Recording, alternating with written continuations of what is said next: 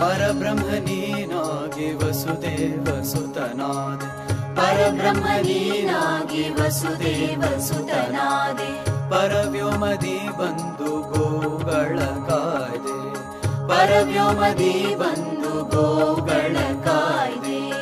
ಪರಮೇಶ್ವರನಾಗಿ ನವನೀತ ಚೋರನಾದೆ ಪರಮೇಶ್ವರನಾಗಿ ನವನೀತ ಚೋರನಾದೆ ಪರಮ ಪುರುಷನಾಗಿ ಪರಸತಿ ಗೊಲಿದೆ